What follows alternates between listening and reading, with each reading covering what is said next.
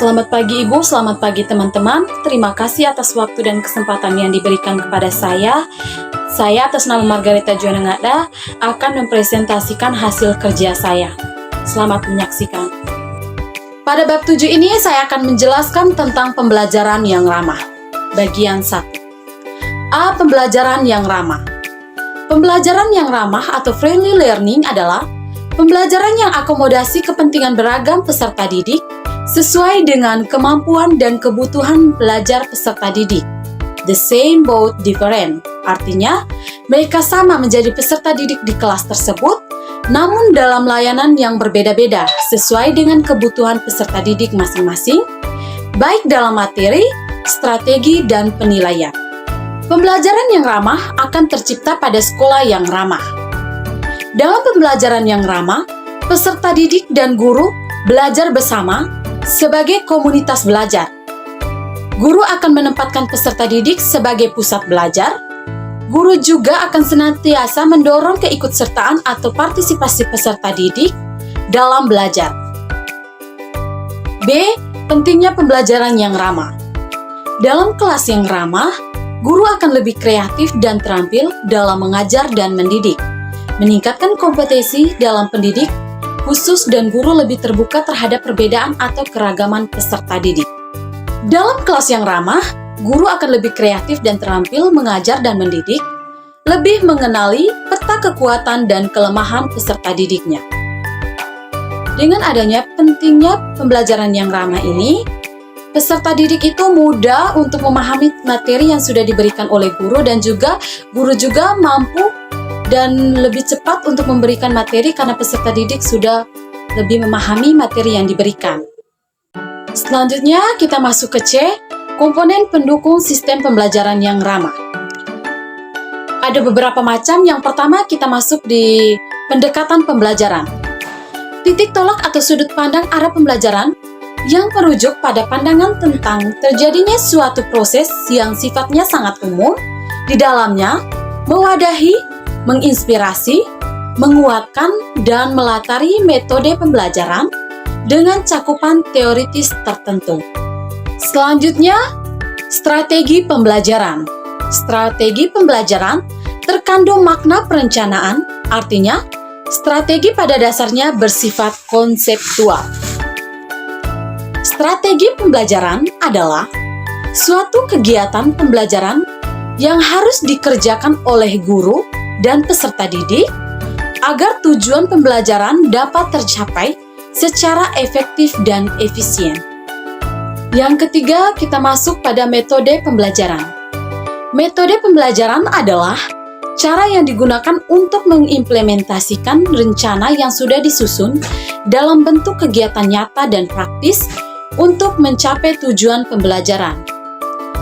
Metode pembelajaran yang dapat digunakan untuk mengimplementasi strategi pembelajaran diantaranya ceramah, demonstrasi, diskusi, simulasi, eksperimen simulasi, debat, dan simposius. Yang keempat, teknik pembelajaran. Cara yang dilakukan dalam mengimplementasikan suatu metode secara spesifik. Teknik pembelajaran merupakan cara-cara konkret yang dipakai saat proses pembelajaran berlangsung. Seorang guru dapat berganti-ganti teknik pembelajaran meskipun dalam koridor metode yang sama. Satu metode dapat diaplikasikan melalui berbagai teknik pembelajaran. Yang berikutnya, 5. Taktik pembelajaran. Merupakan gaya seseorang dalam melaksanakan metode pembelajaran tertentu yang sifatnya individual. Dalam gaya pembelajaran akan tampak keunikan atau kekhasan dari masing-masing guru, sesuai dengan kemampuan, pengalaman, dan tipe-tipe kepribadian dari guru yang bersangkutan. Dalam taktik ini, pembelajaran akan menjadi sebuah ilmu, sekaligus juga seni atau kiat. Yang terakhir, model pembelajaran. Model pembelajaran merupakan bentuk pembelajaran yang tergambar dari awal sampai akhir yang disajikan secara khas oleh guru. Model pembelajaran merupakan bungkus atau bingkai dari penerapan suatu pendekatan, metode, dan teknik pembelajaran.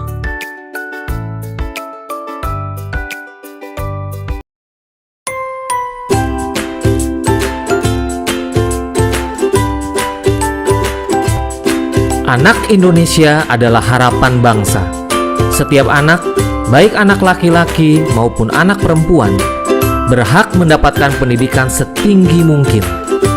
Satuan pendidikan atau sekolah memegang peranan yang sangat penting dalam pendidikan anak, karena sekitar sepertiga waktu anak berada di sekolah. Supaya anak-anak dapat belajar dengan baik, sekolah harus mampu menyediakan sarana dan prasarana yang sesuai dengan kebutuhan anak, dan menciptakan suasana belajar dan lingkungan yang aman dan nyaman bagi anak dalam wujud sekolah ramah anak. Setiap anak diberi kesempatan untuk terlibat aktif dalam mewujudkan sekolahnya menjadi sekolah ramah anak.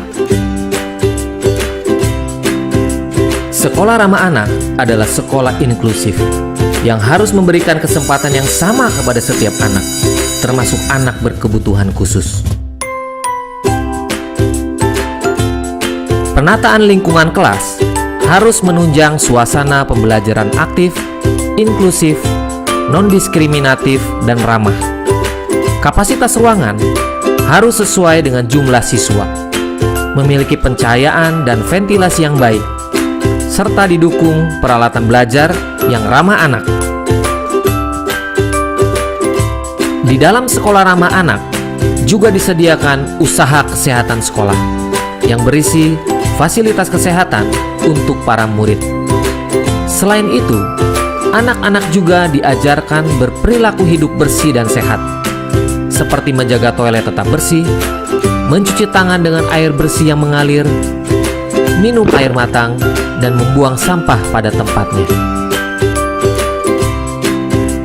Di dalam sekolah ramah anak, semua pangan dan jajanan yang tersedia harus sehat, tidak mengandung bahan-bahan yang berbahaya bagi kesehatan anak.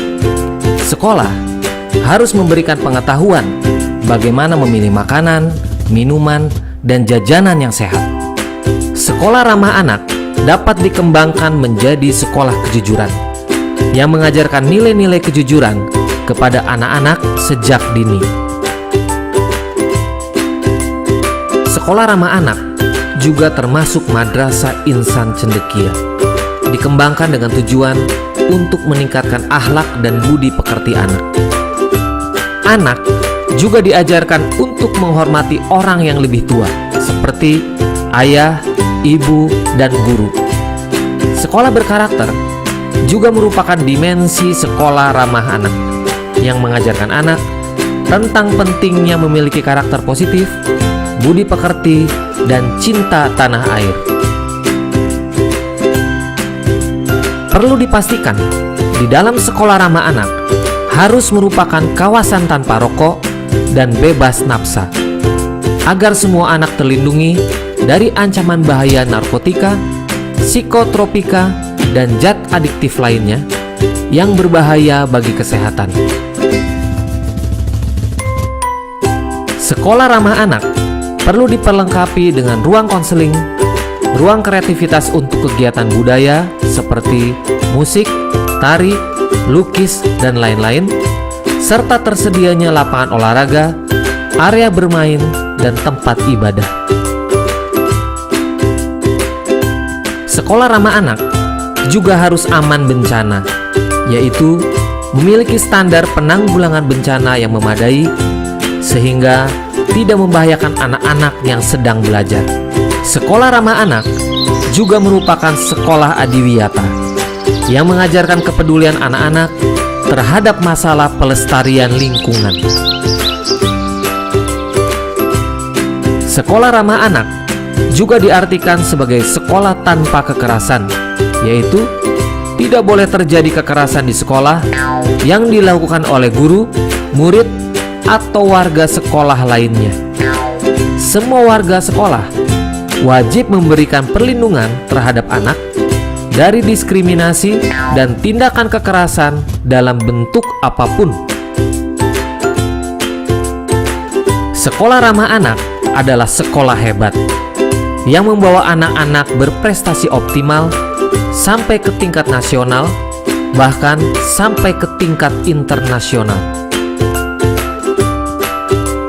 Dengan partisipasi orang tua, wali, lembaga masyarakat, dunia usaha, alumni, dan semua masyarakat, mari kita semua bekerja sama mewujudkan sekolah ramah anak demi terwujudnya anak Indonesia yang berkualitas. Dengan sekolah ramah anak, akan tercipta generasi muda andalan bangsa yang sehat, cerdas, ceria, berakhlak mulia, dan cinta tanah air, mendukung terwujudnya kabupaten dan kota layak anak, menuju Indonesia layak anak.